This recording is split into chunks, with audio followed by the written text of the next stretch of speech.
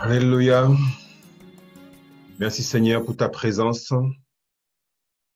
Bonjour à tous ceux et celles qui sont en train de se connecter. Bénissons le nom du Seigneur pour cette nouvelle journée, pour ce nouveau temps. Alléluia. Dieu soit béni, glorifié, exalté. Nous te remercions Seigneur parce que tu nous fais du bien, parce que tu es présent, parce que tu veux glorifier le nom de ton Fils Jésus-Christ parmi nous ce soir.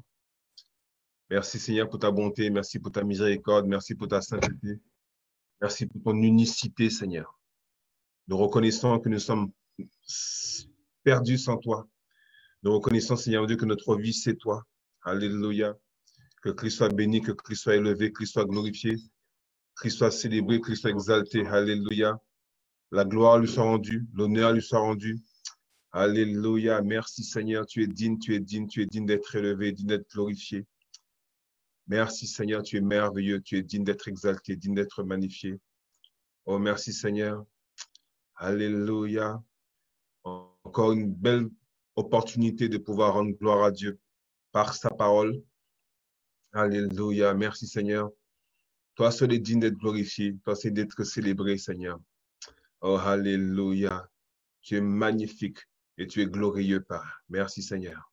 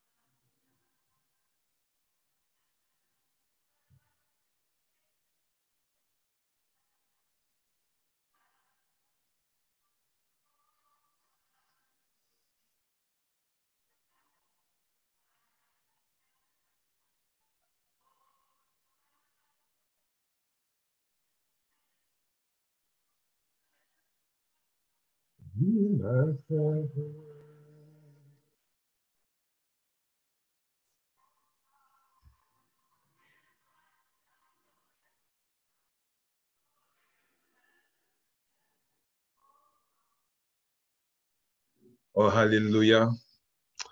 Que le Seigneur soit béni, glorifié, exalté.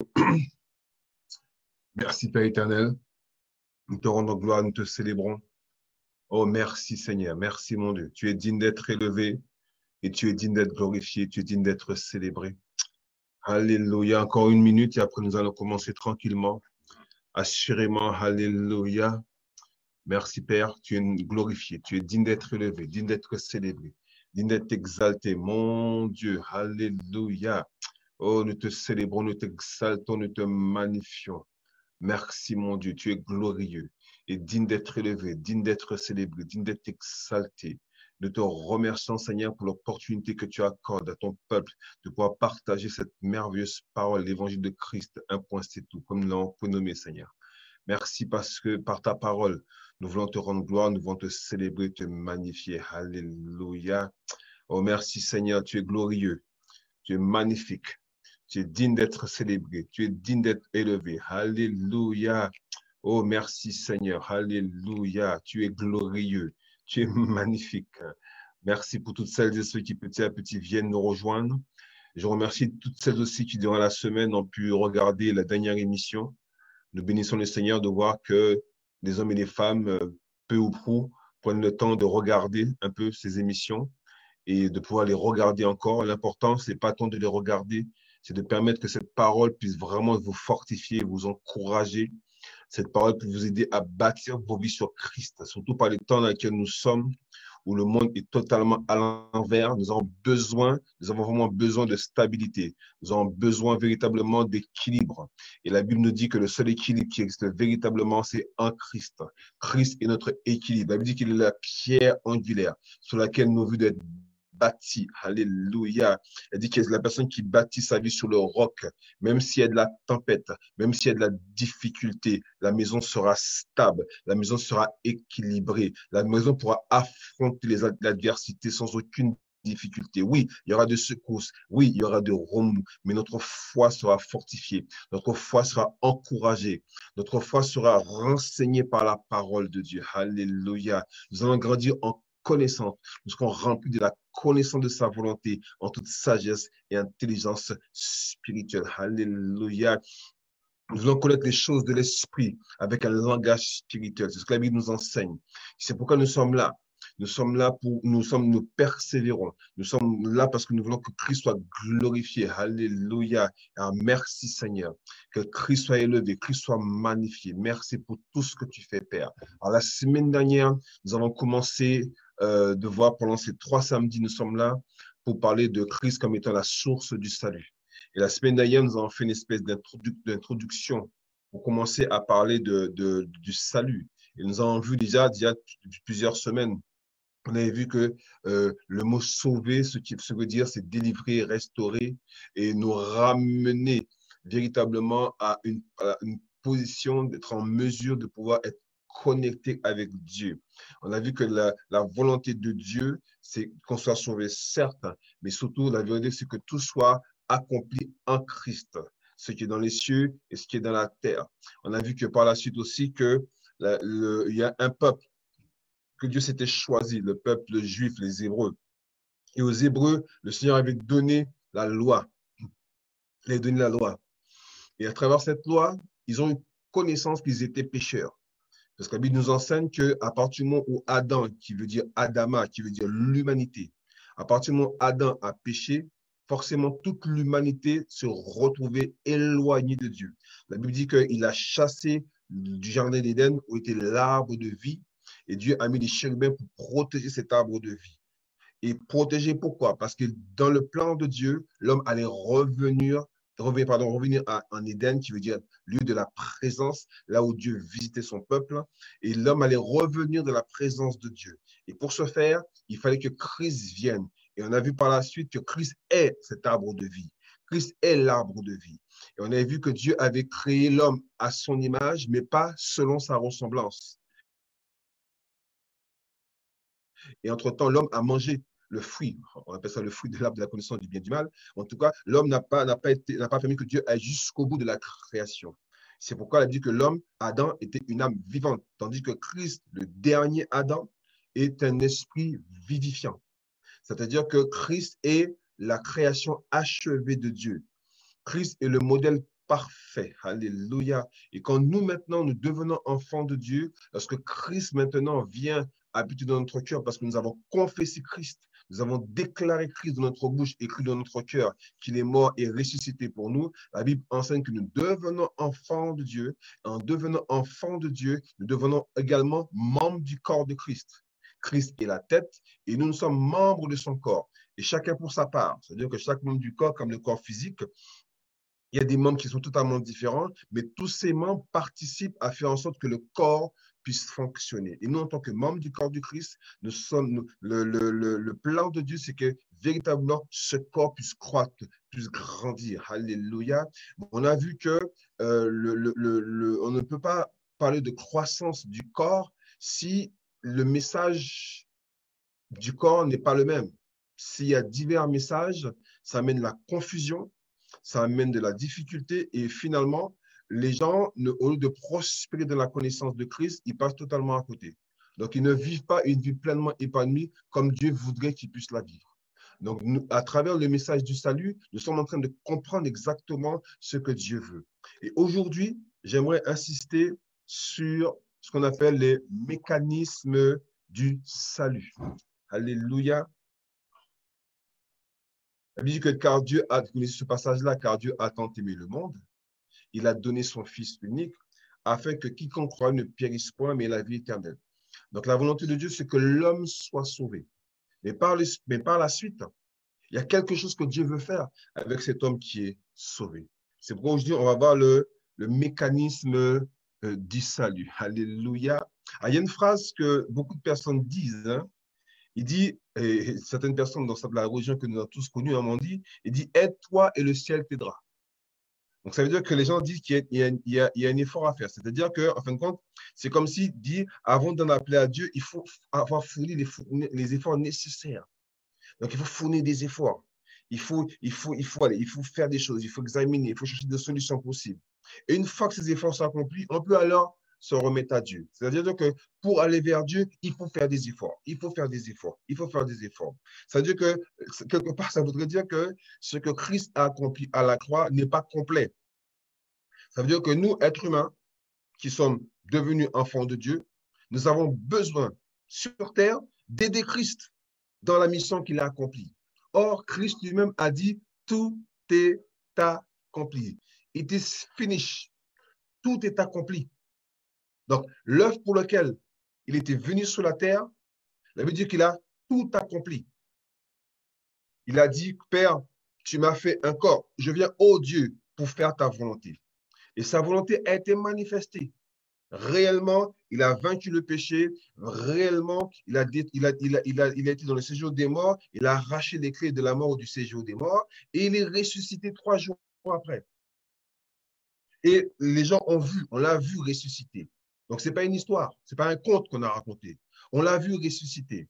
La Bible dit que pendant 40 jours, il était avec les disciples, il a fait des signes prodiges et finalement, il est monté au ciel, ce qu'on appelle l'ascension. Et maintenant, la Bible nous déclare qu'il est assis dans les lieux célestes à la droite de Dieu le Père, c'est-à-dire en autorité. Et qu'est-ce qu'il fait? Il intercède en faveur des saints.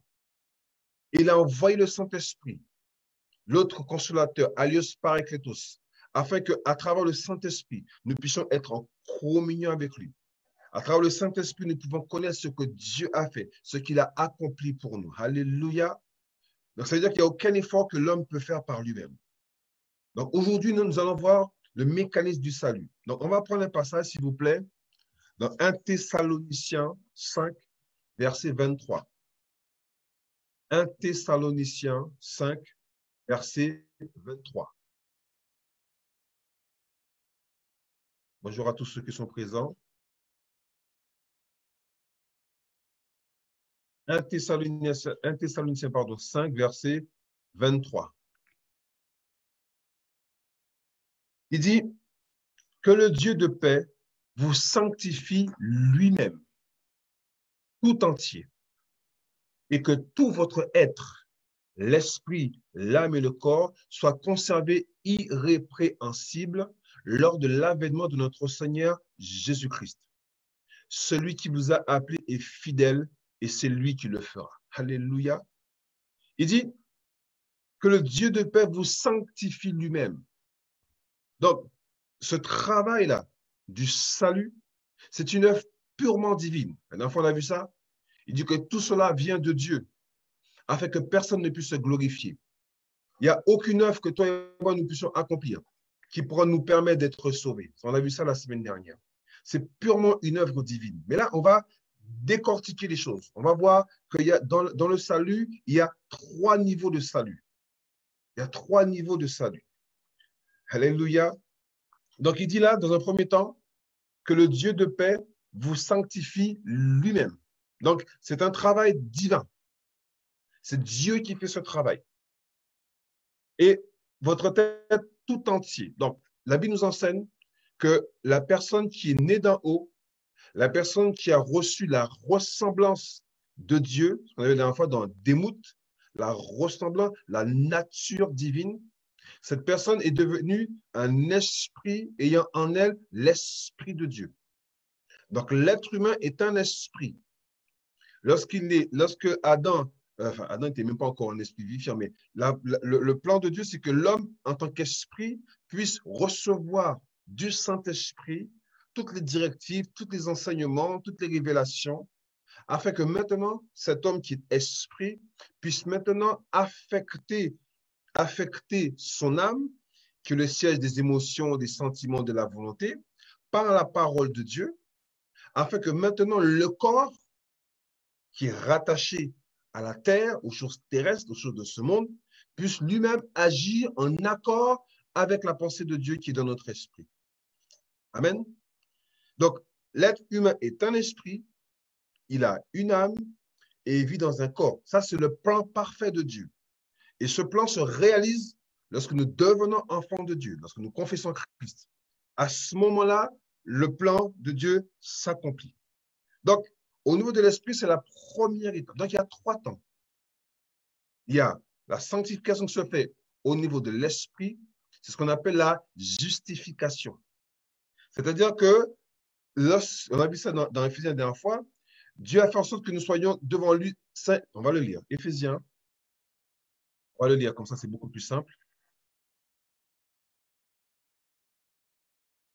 Éphésiens chapitre 1.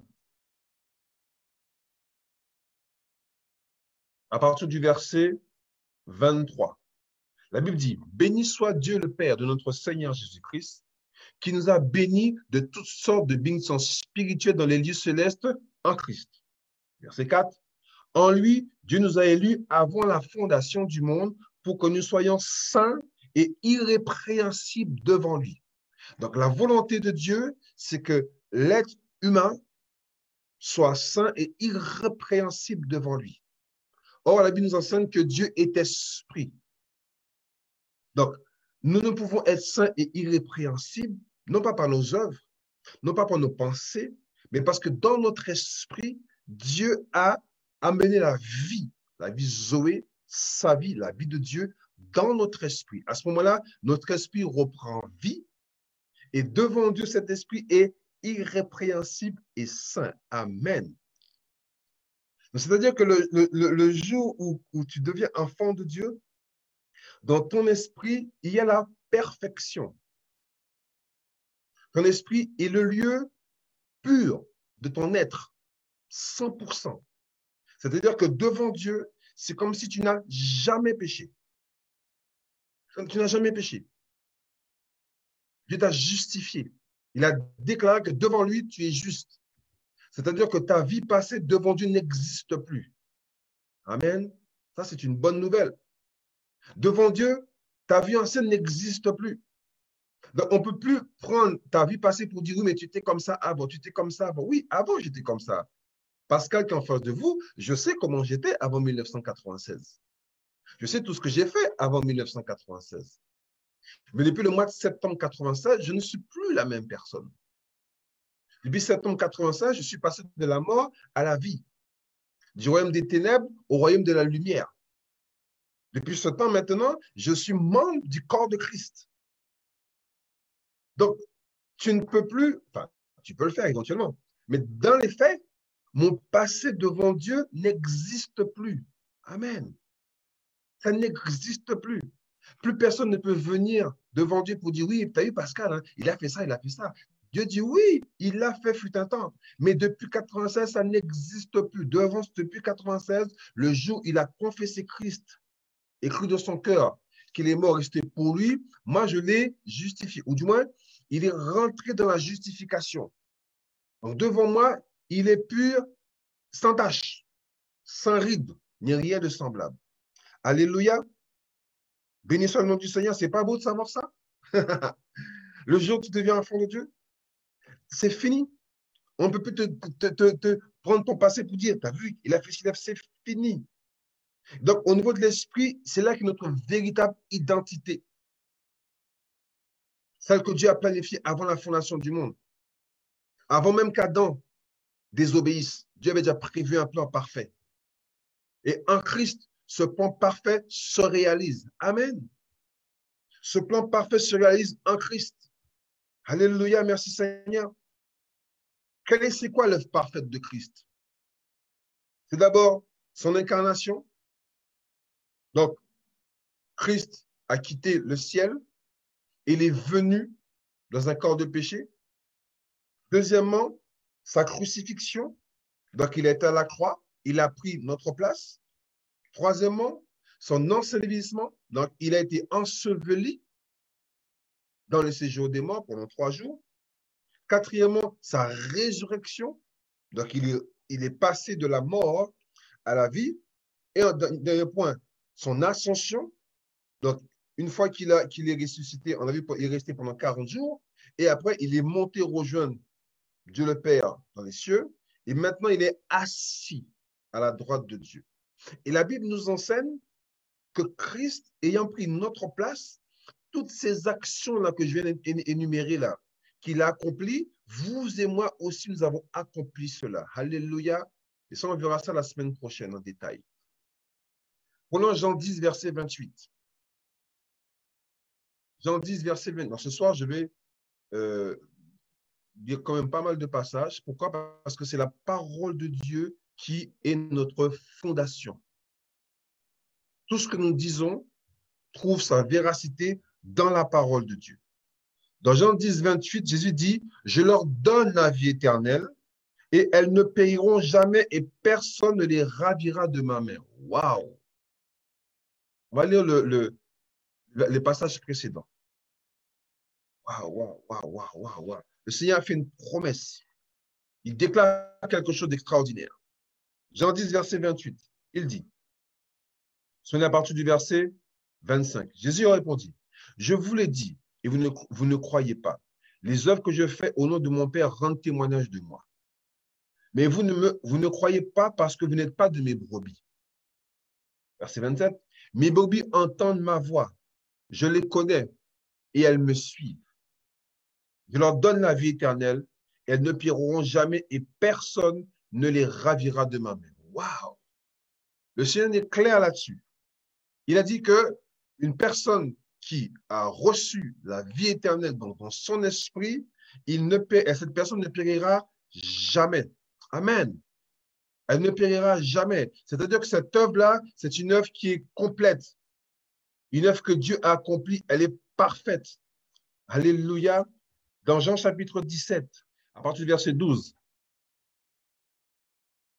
Jésus dit, « Lorsque j'étais avec eux dans le monde, je les gardais en ton nom. J'ai gardé ceux que tu m'as donnés et aucun d'eux ne s'est perdu. Sinon le fut de la perdition afin que l'écriture fût accomplie. » Jésus lui-même déclare, une personne qui reçoit sa vie ne peut plus périr. Parce que devant Dieu, cette personne, elle est juste. Elle est justifiée. Alléluia. Donc, dans un premier temps, dans notre esprit, il y a la justification. Dans un deuxième temps, dans notre âme, il y a la sanctification. Dans un troisième temps, dans notre corps, il y a la glorification. Alléluia. Dans un premier temps, on parle du passé, il nous a sauvés. Dans un deuxième temps, on parle au présent, il nous sauve. Et dans un troisième temps, on parle au futur, il nous glorifiera.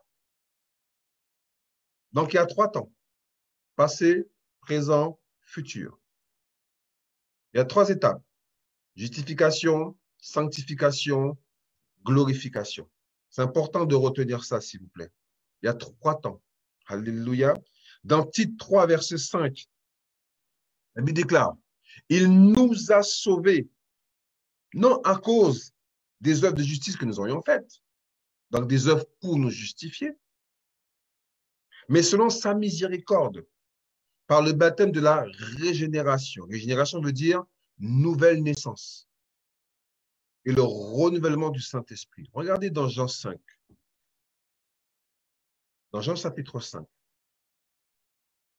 Quand Nicodème est venu voir Jésus. 5. Chapitre 3, pardonne-moi. Jean chapitre 3.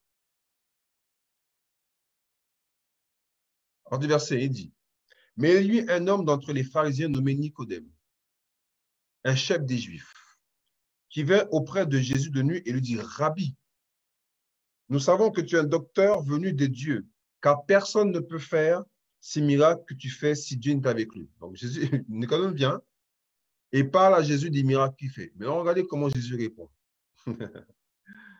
Jésus lui répondit, en vérité, je te le dis, si un homme ne naît de nouveau, il ne peut voir le royaume de Dieu. Donc Jésus ne répond même pas à ce que Nicodème lui dit, mais Jésus lui dit ce qu'il doit entendre. C'est pourquoi, bien aimé, il est important, non pas d'entendre des choses, mais d'entendre ce qu'on doit entendre. Et je crois de tout mon cœur que le message de l'évangile, de la bonne nouvelle, ce qui est trop beau pour être vrai, c'est ce que l'Église doit entendre. Pas seulement l'Église, mais tout individu de cette terre doit entendre ce message de la bonne nouvelle. C'est pourquoi Christ est venu. Et comme il dit, comment un homme peut-il naître quand il est vieux? Peut-il entrer dans le sein de sa mère? Donc lui, il n'avait pas compris les choses. Il pensait que l'homme avait un acte physique à faire pour le faire l'œuvre de Dieu. J'ai répondu, en vérité, alors quand il dit en vérité, c'est qu'il insiste là. Et c'est qu'il y a une pensée profonde qui veut nous transmettre. Je te le dis, si un homme ne naît d'eau et d'esprit, il ne peut entrer dans le royaume de Dieu. Ce qui est né de la chair est chair, ce qui est de l'esprit est esprit. Ce qui est né de l'esprit est esprit. Le Saint-Esprit a communiqué la vie de Dieu en nous, la vie Zoé, et la vie de Dieu est venue habiter en nous et l'Esprit a repris vie. C'est ce qu'il dit, ce qui est né de l'Esprit est esprit. Donc la personne qui naît de nouveau, elle est née de l'Esprit de Dieu. Et donc cette personne-là, en tant qu'esprit maintenant, elle ne peut pas perdre sa relation avec Dieu dans son esprit. Amen. C'est acté. C'est Dieu qui l'a accompli. Et Dieu ne peut pas se tromper parce que Dieu ne sait pas se tromper. Amen. Dieu ne peut pas se tromper. S'il a dit que c'est acté, moi je crois que c'est acté. Amen. Il a dit, il nous a sauvés. Titre 3.5, il nous a sauvés. Point barre. Il l'a fait. Il a accompli. Dans notre esprit, nous sommes sauvés. Nous sommes justes devant Dieu. Il nous a justifiés. La Bible dit, par le baptême de la régénération, il nous a fait plonger dans la nouvelle naissance. Il a mené un travail profond du Saint-Esprit en nous, afin que celui-ci maintenant puisse prendre part en nous, puisse résider en nous, afin que l'Esprit que nous sommes, alléluia, puisse maintenant être sensible au Saint-Esprit. Important ça, bien-aimé. Éphésiens 2, verset 8. Donc, il nous a sauvés. C'est acté. Il dit, car c'est par la grâce que vous êtes sauvés, par le moyen de la foi. Et cela ne vient pas de vous, c'est le don de Dieu. Ce n'est point par les œuvres, afin que personne ne se glorifie. Voilà. Il dit, c'est le don de Dieu. Et c'est fait. Nous sommes sauvés. C'est acté. Il n'y a aucune action que vous et moi ne pouvons faire afin que le salut éternel de Dieu puisse être opéré en nous. Ça, c'est l'œuvre de Dieu à 100%. Aucune personne de cette terre ne peut accomplir une action pour que Christ soit sauvé. Ce n'est pas possible. Ce n'est pas possible. Alléluia. C'est pourquoi lorsqu'on va lancer l'évangile aux gens et on met l'accent sur les œuvres qu'elles doivent faire, il faut arrêter de pécher, il faut arrêter de ceci. Ce n'est pas possible. Une personne qui est née sur cette terre est née pécheresse. On a vu ça la dernière fois. À travers Seth, l'homme a été fait à la ressemblance d'Adam et selon son image. Donc l'homme était purement dans les émotions, purement conduit par son âme, qui lui-même était dirigé, manipulé, si je peux me permettre, par le corps, donc par les choses de cette terre. Il n'y avait rien de spirituel dans cette relation, absolument rien de spirituel. Tout était charnel, tout était intellectuel, tout était rattaché à la terre, tout était terrestre. Alléluia. Ça va? 1 Pierre 1,3 nous dit quelque chose encore. aller dans ce sens. La Bible dit qu'il faut 2 ou 3 témoins. C'est pourquoi je donne plusieurs versets. Il faut 2 ou 3 témoins pour attester de ce qu'on dit. 1 Pierre 1, 3 nous dit, béni soit Dieu, le Père de notre Seigneur Jésus-Christ, qui selon sa grande miséricorde nous a régénérés. C'est acté. Il nous a donné la vie. Quelle vie? La vie éternelle. Zoé, la vie de Dieu. Est-ce que quelqu'un peut perdre la vie éternelle? Mais si nous pouvons perdre la vie éternelle, c'est que cette vie n'était pas éternelle. Donc, lorsque nous recevons la vie éternelle en nous, d'une part, vous et moi, nous ne savons pas déjà comment faire pour recevoir cette vie éternelle. Oui, on croit dans notre cœur, oui, nous confessons notre bouche, nous croyons dans notre cœur, c'est vrai. Mais qui peut me dire aujourd'hui, concrètement, qu'est-ce qui se passe? Personne ne sait. C'est l'œuvre 100% de Dieu. Par contre, lorsqu'on va parler de la sanctification, là, ce n'est pas l'œuvre 100% de Dieu. Ça, c'est ton œuvre à toi. Alléluia. C'est toi qui dois commencer à œuvrer. Il dit, il nous a généré pour une espérance vivante par la résurrection de Jésus-Christ d'entre les morts. Donc, quand Jésus-Christ est ressuscité d'entre les morts, la mort n'a plus de pouvoir. Il a arraché les queues de la mort du séjour des morts. C'était fini. La mort n'a plus aucun pouvoir. Oui, c'est vrai qu'à un moment donné, nous allons quitter cette terre terrestre si Christ ne vient pas avant. Ça, c'est vrai. Mais la mort dont qui est ma plus malheureuse, si je peux me permettre ce terme-là, c'est la mort éternelle, c'est-à-dire la mort où nous serons séparés éternellement avec Dieu. Alors, soyons bien clairs, bien-aimés, soyons bien clairs. Personne ne meurt complètement, c'est-à-dire disparaît, n'existe plus. La preuve, quand quelqu'un meurt, on dit il est parti. S'il est parti, c'est que la personne qui est partie est bien vivante. Maintenant, cette personne qui est partie, elle va aller où? Est-ce qu'elle vit son éternité avec Dieu ou sans Dieu? C'est ça la question qu'on doit se poser. D'accord? Dans le verset 11, il dit, et voici ce témoignage, c'est que Dieu nous a donné la vie éternelle. Dans notre esprit, nous avons reçu la vie éternelle. Et cette vie est dans son Fils. Celui qui a le Fils a la vie. Celui qui n'a pas le Fils de Dieu n'a pas la vie. Donc, être enfant de Dieu, ce n'est pas le fait d'adhérer à une religion, quel que soit son nom, un mouvement religieux, quel que soit son nom. Être enfant de Dieu, c'est quand tu reçois la vie de Dieu en toi. Quand Christ vient habiter en toi. Et quand Christ vient habiter en toi, tu reçois sa vie. Et sa vie, elle est éternelle. Donc, cette vie éternelle, tu ne peux pas la perdre. Amen. Tu ne peux pas perdre cette vie éternelle. Je vous écris ces choses, verset 13, afin que vous sachiez que vous avez la vie éternelle, vous qui croyez au nom du Fils de Dieu. Voilà, il veut que vous sachiez la connaissance. La Bible dit que mon peuple périt faute de connaissance. Le peuple ne connaît pas ce qu'il est, ce que Dieu a prévu pour lui. La Bible nous enseigne dans ce passage que nous avons la vie éternelle. C'est acté. J'ai la vie éternelle le jour où j'ai confessé de ma bouche le Seigneur Jésus-Christ et j'ai cru dans mon cœur qu'il est mort et ressuscité pour moi. J'ai la vie éternelle. J'aime ce chant. J'ai la vie de Dieu en moi. J'ai la vie de Dieu en moi. J'ai sa vie, sa nature et sa capacité. J'ai la vie de Dieu en moi. Et ça, ce n'est pas moi qui l'ai fait. Il n'y a aucune action que j'ai pu faire. La Bible dit que ce n'est pas la force, c'est une grâce. Nous le recevons par grâce.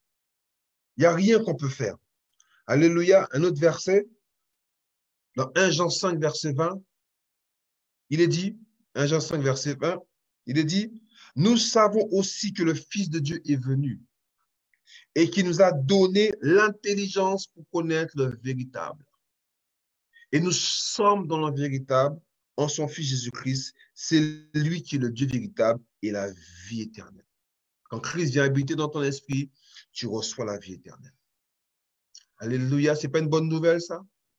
Ce n'est pas une bonne nouvelle. C'est pourquoi lorsqu'on annonce l'évangile aux gens, ce n'est pas un évangile d'église, Ce n'est pas un évangile de religion, non. La personne qui vient à Christ, qui devient enfant de Dieu, ce n'est pas une question de changer de religion, c'est une question d'être rassemblé en Christ, c'est une question de devenir la création achevée de Dieu, c'est-à-dire être la perfection divine.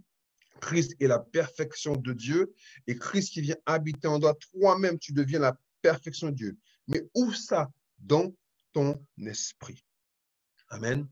Dans ton esprit, tu es la perfection de Dieu. Alléluia. Et pour finir, dans Galates 2, verset 20, il est dit, j'ai été crucifié avec Christ. Et si je vis, ce n'est plus moi qui vis, c'est Christ qui vit en moi. Si je vis maintenant dans la chair, je vis dans la foi au Fils de Dieu qui m'a aimé et qui s'est livré lui-même pour moi. Ce passage est très intéressant. Il dit, j'ai été crucifié avec Christ. Ça veut dire que lorsque Christ est venu à la croix, le fait qu'il soit incarné, qu'il ait pris notre place, forcément, quand lui, il était à la croix, j'y étais aussi, tu y étais aussi, et l'humanité y était aussi. Alléluia. L'homme véritable y était aussi. Il dit, et si je vis, ce n'est plus moi qui vis. Littéralement, le je vis dont il est question là, c'est l'être, l'esprit, le véritable. Et si ce n'est plus moi qui vis, le moi là, c'est l'âme, émotion, sentiment, ces choses-là. C'est Christ qui vit maintenant. Donc, Christ a pris la place. Et Christ, maintenant, il veut affecter notre âme par la parole. Il dit, et si je vis maintenant dans la chair, ça veut bien dire que la chair n'est pas notre identité. Il y a quelqu'un qui vit dans la chair. Et cette vie dans la chair, c'est une vie dans la foi au Fils de Dieu. Donc, je suis né d'en haut, et maintenant j'ai une âme et je vis dans ce corps. Et donc, en tant que né d'en haut, parce que Dieu a mis en moi sa vie, je peux maintenant affecter mon âme. Alléluia. Et c'est là qu'on voit maintenant la deuxième partie, c'est le salut de l'âme, qu'on appelle la sanctification. Alléluia. La sanctification. Très important ça. Alléluia. Et la personne qui nous aide à faire ça, c'est le Saint-Esprit. Son rôle, c'est de nous aider justement à marcher comme Dieu veut qu'on puisse marcher. Alléluia.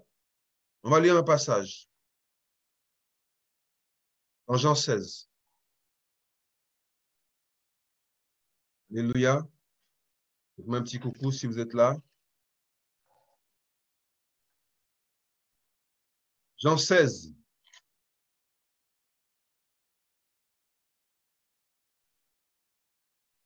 Verset 8. Il parle du Saint-Esprit.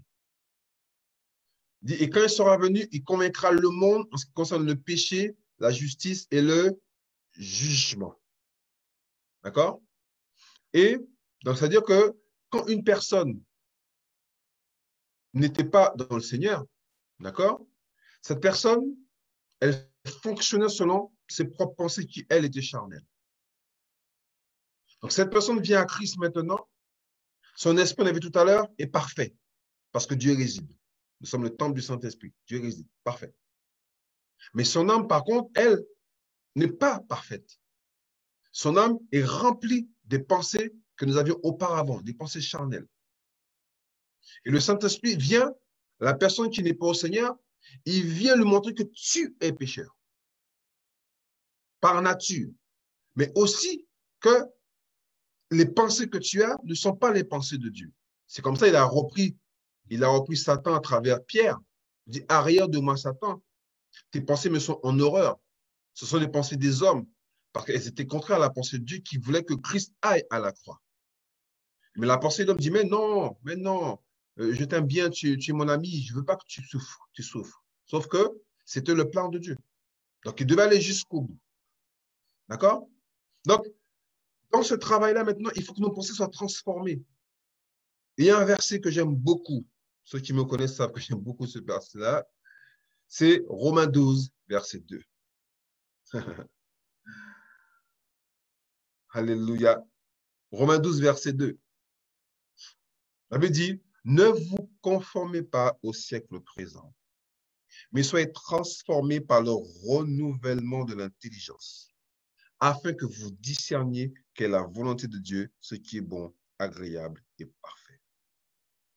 C'est-à-dire que la Bible nous enseigne que, une fois que la pensée de Christ habite en nous, il y a un travail que toi et moi nous devons faire. Il dit, ne vous conformez pas, mais soyez transformés. Là, on a vu tout à l'heure qu'il nous a sauvés. C'est lui qui a accompli cette tâche. C'est Dieu qui a accompli cette tâche dans notre esprit. Mais aujourd'hui, maintenant, au niveau de l'âme, ce qu'on appelle la sanctification, être mis à part, c'est toi qui dois faire cette action. C'est toi qui dois transformer tes pensées. C'est toi qui dois renouveler tes pensées. C'est toi qui dois chercher à marcher dans la sainteté. Il dit, soyez saints comme votre Père céleste il est saint. Bien entendu, on ne peut pas être saint par nos propres forces. Donc là, il parle dans un premier temps qu'il y a une sanctification que Dieu a accomplie dans notre esprit. Ça, c'est complet, on appelle ça la justification. Maintenant, il y a cette part où maintenant nos pensées doivent refléter le caractère de Christ.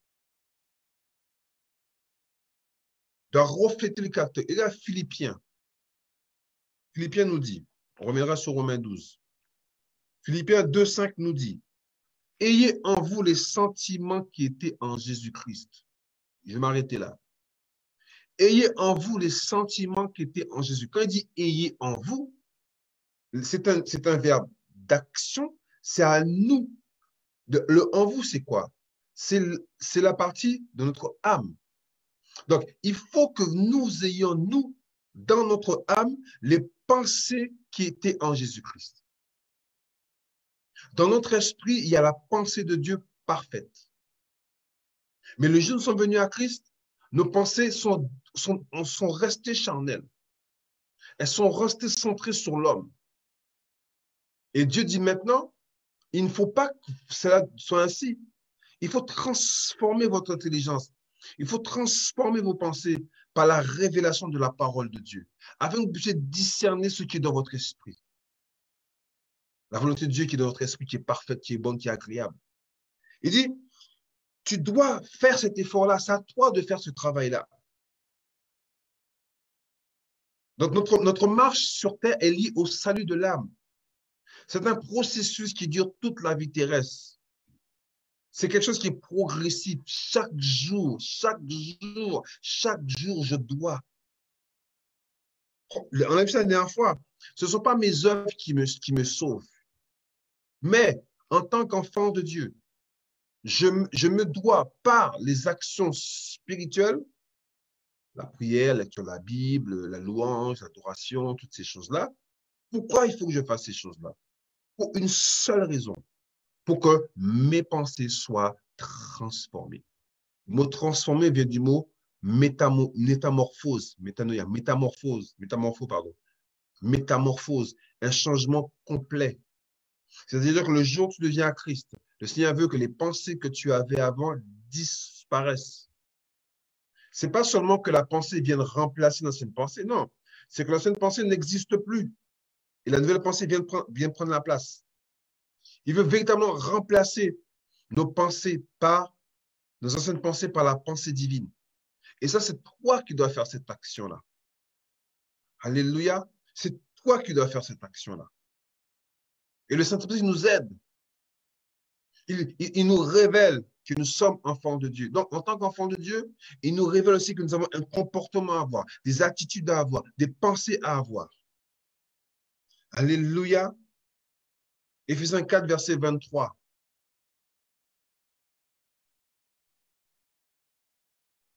Je n'ai pas lu tout le passage, je lis juste les parties qui nous intéressent parce qu'il y a tellement de choses à dire. Il faudrait plusieurs semaines pour pouvoir parler de ça. Mais je sais que je reviendrai régulièrement parce que c'est un thème qui reviendra souvent à travers notre émission. Rappelez-vous, on a dit c'est l'évangile de Christ, un point, c'est tout. Donc, il dit, dans Éphésiens 4, 23, la partie que nous soyons renouvelés dans l'esprit de notre intelligence. Dès qu'il y a le mot intelligence, c'est l'âme. Donc, Dieu veut que nous soyons renouvelés. C'est-à-dire que nous ayons des pensées totalement nouvelles. Je vous rappelle que la Bible nous enseigne que la nouvelle création, ce n'est pas revenir à la position initiale. Je vous rappelle que la position d'Adam, c'est une position qui nous a amenés à pécher parce que Adam était une âme vivante. Mais Dieu veut qu'au contraire, nous revenons à la position de Christ qui, lui, est la création achevée de Dieu.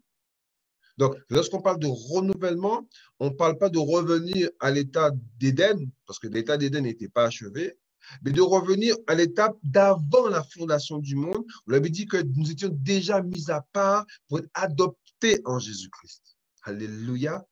Et là, à cette étape-là, les pensées étaient parfaites. Mais ce n'était pas encore manifesté sur terre. Alléluia. Merci, Seigneur. 1 Pierre 3,15 nous dit, mais sanctifiez dans vos cœurs, voilà, sanctifiez dans vos cœurs Christ le Seigneur, sanctifiez dans vos cœurs. Mettez à part, nettoyez, faites un travail de nettoyage. Étant toujours prêt à vous défendre avec douceur et respect, devant quiconque vous demande raison de l'espérance qui est en vous. C'est-à-dire qu'il faut que Christ règne dans notre âme. Il faut que nos émotions, notre volonté, nos pensées soient totalement soumises à Christ qui est dans notre esprit. Est-ce que vous comprenez ça, bien-aimés? C'est-à-dire que c'est toi à faire ce travail. Et c'est souvent ce travail où il y a une confusion, où les gens prennent certains versets qui peuvent paraître à confusion, où la Bible demande qu'on doit faire des efforts pour être sauvé, on doit faire ceci pour être sauvé. Non, non, non, non, non, non, non. Nous n'avons aucun effort à faire pour être sauvés. Absolument aucun effort à faire pour être sauvé. C'est Christ qui fait ce travail-là. Alléluia. Hébreux 12, 14, c'est un de ces versets qui peut prêter à confusion lorsqu'on n'a pas bien compris le sens. Hébreux 12, verset 14. Alors, je ne sais pas si la semaine prochaine, je serai obligé de rajouter un autre samedi ou pour parler justement de ces versets à controverse qui peuvent comment dirais, amener la confusion dans les pensées. Hébreux 12, 14 nous dit « Recherchez la paix avec tous et la sanctification sans laquelle personne ne verra le Seigneur. » Waouh! Lorsqu'on lit ça, ça voudrait dire que nous, il se peut qu'on ne puisse pas voir le Seigneur. Donc, pour l'éternité. Mais lorsqu'on lit maintenant le chapitre 12, on verra qu'en fin de compte, dans tout ce passage-là, il parle d'une seule et même chose. Il parle de, regardez, à partir du verset 7, il dit, supportez le châtiment.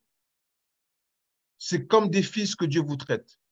Car quel est le fils qu'un père ne châtie pas? Mais si vous êtes exempt du châtiment auquel tous ont part, vous êtes donc des enfants illégitimes et non des fils.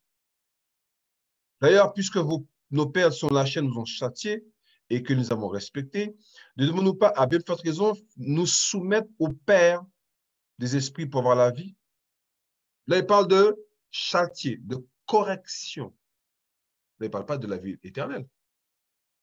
Nos pères nous châtiaient pour peu de jours, comme ils le trouvaient bon, mais Dieu nous châtie pour notre bien, afin que nous participions à sa sainteté.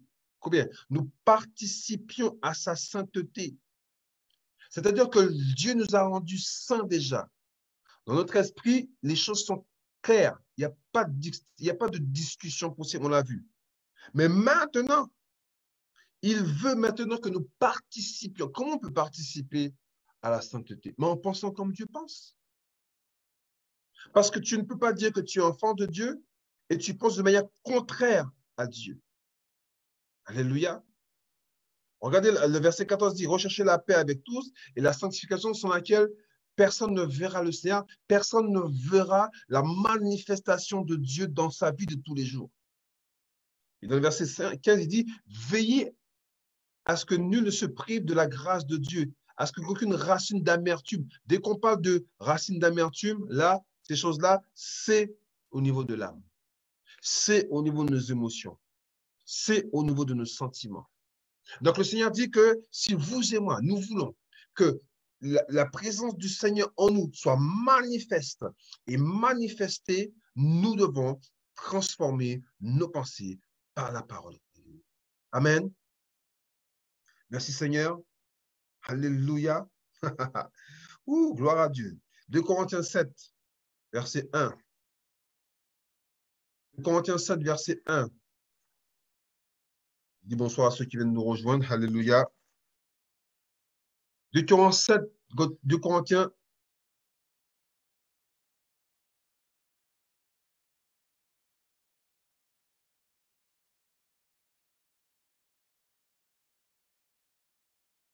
À partir du verset 14.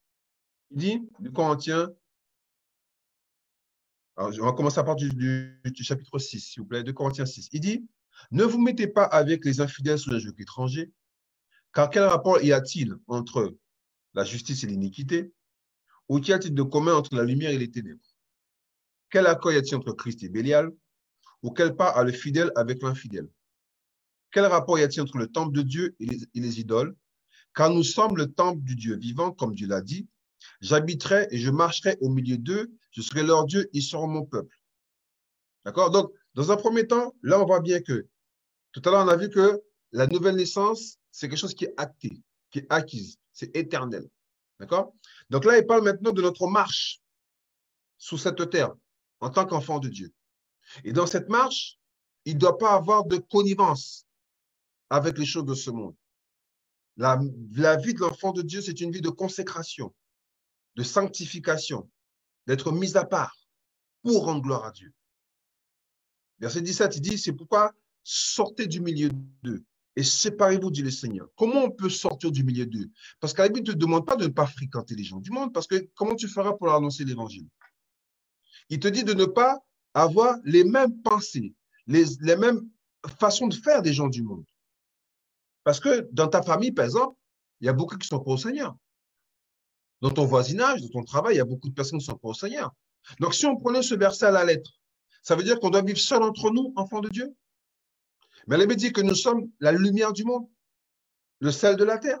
Mais comment je pourrais éclairer ceux qui sont déjà éclairés? Je dois éclairer là où il y a les ténèbres.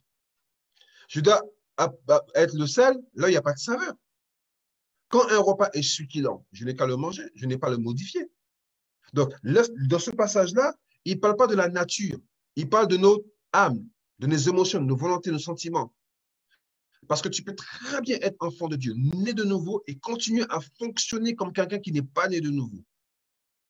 Tu peux continuer à avoir des pensées contraires à la pensée de Christ. Parce que toi, tu penses que c'est acté, c'est d'office. À partir du moment où je suis enfant de Dieu, forcément, je pensais là-bas. Mais ce n'est pas vrai. La Bible dit bien, c'est pourquoi sortez du milieu d'eux, à la fois physiquement, mais aussi à la fois de penser. Parce que tu peux très bien sortir physiquement du milieu d'eux et continuer à penser comme eux.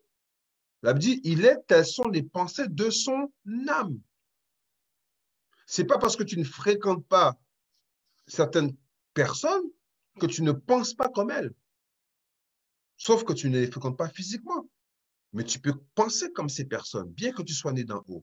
Et là, il dit, sortez et séparez-vous. Et lorsqu'il parle de séparation, c'est le même sens de sanctification. Mettez-vous à part. Et là, lorsqu'il parle de mise à part, ce n'est pas au niveau du physique, c'est au niveau de l'âme. Parce que si physiquement, je ne suis pas avec eux, mais que de mon âme, je continue à penser comme eux, c'est comme si j'étais avec eux. Sauf que physiquement, je ne le suis pas, mais je suis quand même avec eux. Je participe, j'accepte leur façon de concevoir les choses. La Bible dit non. Ne touchez pas ce qui est impur, c'est à toi de le faire. Et là, il parle à des enfants de Dieu. Il y a des choses qu'on ne doit pas faire. Et je vous accueillerai. Quand on parle d'accueillir là, bien entendu, il ne parle pas de la vie éternelle parce que nous sommes déjà sauvés. Quelqu'un qui n'est pas sauvé, ce discours ne l'intéresse pas, ne le concerne même pas.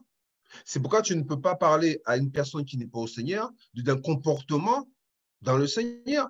N'étant pas dans le Seigneur, elle ne peut pas se comporter parce qu'elle n'est pas dans le Seigneur. Par contre, une fois que tu es en Christ, il y a un comportement que tu dois avoir. Et pour avoir le comportement que Dieu va avoir, il faut que tu penses comme Dieu pense. Or, quand tu es venu à Christ, tu as gardé les pensées qui étaient les tiennes avant de le connaître. Et si tu ne fais pas ce travail de transformation de tes pensées, bien que tu sois né de nouveau, bien que la vie éternelle soit dans ton esprit, eh bien, sur terre, tu vas continuer à penser contrairement à la pensée de Dieu. Amen. Il dit, ne touchez pas ce qui est impur, je vous accueillerai. Et je serai pour vous un père, vous serez pour moi des fils et des filles, dit le Seigneur Tout-Puissant. Ayant de telles promesses, bien-aimé, dit, purifions-nous. Voilà, c'est trois de le faire. De toute souillure de la chair et de l'esprit, en achevant notre sanctification dans la crainte de Dieu. C'est à toi qui dois aller jusqu'au bout du processus que Dieu a commencé. Le processus que Dieu a commencé, c'est que tu sois saint. On a vu ça dans 1 Thessaloniciens 5, 23, tout entier, esprit, âme et corps. Et l'esprit, c'est Dieu qui l'a fait. Maintenant, l'âme, c'est à toi de le faire. C'est à toi de faire ce travail-là. Alléluia. Merci Seigneur. Oh, alléluia, que Dieu soit béni, que Dieu soit glorifié, doit célébrer. Alléluia. 1 Thessaloniciens 4, verset 3 nous dit, ce que Dieu veut, c'est votre sanctification, c'est que vous abstenez de l'impudicité et tout ce qui va avec. Verset 7, car Dieu ne nous a pas appelés à l'impureté, mais à la sanctification. Donc, le désir de Dieu, c'est que vous et moi, nous pensions comme lui, il pense. Alléluia. Dieu veut que nous pensions comme lui pense. Donc, dans un premier temps, l'esprit est justifié par Dieu. Dans un deuxième temps, l'âme doit être sanctifiée par le travail que nous faisons au niveau de nos pensées. Et dans la troisième partie, c'est le corps.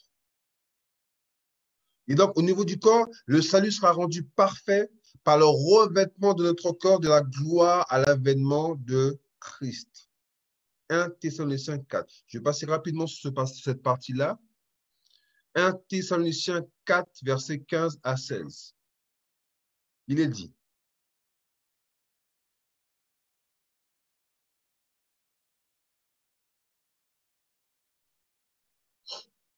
voici en effet ce que nous déclarons d'après la parole du Seigneur. Nous, les vivants, restés pour l'avènement du Seigneur, nous ne devançons pas ceux qui sont morts. Car le Seigneur lui-même a un signal donné à la voix d'un archange et au son de la trompette de Dieu, descendra du ciel et les morts en Christ ressusciteront premièrement. C'est-à-dire que dans le plan de Dieu, le corps que nous avons aujourd'hui, c'est un corps qui est souillé par le péché. Ce corps ne sera jamais renouvelé, jamais. Jamais renouvelé. Rappelez-vous de Christ. Avant sa mort et sa résurrection, il devait aller physiquement dans tel endroit. Une fois qu'il est ressuscité, il traversait les murs. Il avait un corps qui était glorifié. D'ailleurs, dans son corps, il n'y avait plus de sang, parce qu'il avait versé tout son sang. Son corps avait revêtu l'immortalité. D'accord? Donc, le corps physique que nous avons là est appelé à être transformé pour devenir un corps glorieux. Alléluia. 1 Corinthiens 15, verset 51 nous dit, voici, je vous dis un mystère, nous ne mourrons pas tous, mais nous serons changés. Rappelez-vous tout à l'heure, je vous ai dit, l'esprit nous a sauvés. L'âme, c'est un travail qu'on fait au jour le jour, c'est au quotidien, c'est au présent. Et là, le corps, c'est dans le futur. Nous serons changés. Aujourd'hui, on a un corps charnel aujourd'hui, un corps qui est souillé par le péché. On doit faire attention avec ce corps, justement. Et si l'esprit et l'âme ne vont pas dans le même sens, le corps, lui, il ira dans un sens contraire. Hein. En un instant, en un clin d'œil, à la dernière trompette, la trompette sonnera et les morts ressusciteront incorruptibles et nous serons changés. Car il faut que le corps corruptible revête l'incorruptibilité. Alléluia. Pour finir, 1 Jean 3, 2 nous dit, bien-aimés, nous sommes maintenant enfants de Dieu. Et ce que nous serons n'a pas encore été manifesté. Mais nous savons que lorsque cela sera manifesté, nous serons semblables à lui. Parce que nous le verrons tel qu'il est. Aujourd'hui, nous ne le voyons pas tel qu'il est. C'est par la foi que nous croyons. Mais un jour viendra où nous le verrons tel qu'il est. Et ce jour-là, nous ne le verrons non pas avec ce corps-là, non pas avec ce corps-là tel qu'il est aujourd'hui, mais un corps glorifié. Un corps qui n'est plus malade.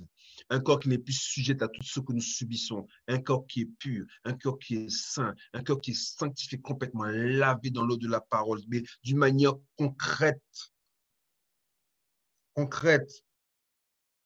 Philippiens 3, 20 nous dit, mais notre cité à nous est dans les cieux, d'où nous attendons comme sauveur le Seigneur Jésus-Christ, qui transformera le corps de notre humiliation, ce corps-là, en le rendant semblable au corps de sa gloire par le pouvoir qu'il a de s'assujettir toutes choses. Alléluia. Le mécanisme du salut. En conclusion, on a vu que Dieu est l'acteur et l'auteur de notre salut. À tous les niveaux. Esprit, âme et corps. À tous les temps, on a vu. Passé, présent, futur. Il y a trois personnes qui agissent. Le Père, le Fils et le Saint-Esprit. Il y a trois actions. Dans l'esprit, l'élection et la justification. Dans l'âme, la sanctification. Et dans le corps, la glorification. Alléluia. C'est une garantie, une assurance pour l'enfant de Dieu que son futur est sécurisé en Christ. Le seul effort, entre parenthèses, que l'homme doit fournir est de croire, accepter et confesser, dire la même chose, que tout est accompli en Christ. Le salut parfait est en lui. C'est un don gratuit, une faveur imméritée, une grâce divine. Alléluia. Le jour où Christ est venu en toi, le Seigneur a commencé un travail. Et ce travail, la Bible déclare qu'il l'amena à la perfection quand Christ revient. Je suis justifié dans mon esprit. Je dois vivre la sanctification dans mon âme et mon corps sera glorifié. Père, je te remercie pour cet enseignement de ce soir. Je prie, Seigneur, mon Dieu, qu'à travers cette parole, mon Dieu, que nos cœurs puissent s'ouvrir sur la révélation de ta parole, Seigneur. Que chacun d'entre nous soit fortifié. Que chacun d'entre nous puisse comprendre, Seigneur, ce que nous devons faire ici-bas. Tu as accompli dans notre esprit l'élection, la justification. C'est quelque chose qui est acté. Maintenant, Papa, tu nous enseignes que par l'œuvre de ton esprit et la parole de Dieu, nous devons sanctifier notre âme. Que nos pensées soient transformées pour que la pensée de Christ prenne le pas. Et tu nous as fait une promesse qu'un jour, nos corps incorruptibles vont revêtir l'incorruptibilité. Un corps de gloire. Alors, merci Seigneur de permettre que sur cette terre, par ta parole, par des enseignements, tu puisses nous aider à avoir la bonne pensée, à des émotions transformées, renouvelées par ta parole.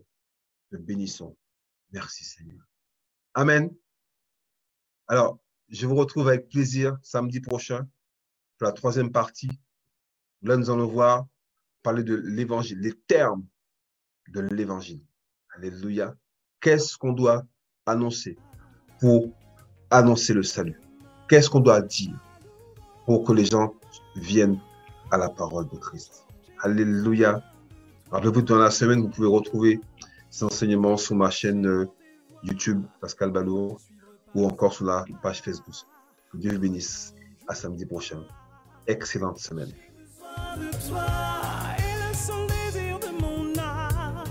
M'attacher à ton cœur, Papa, conduis-moi.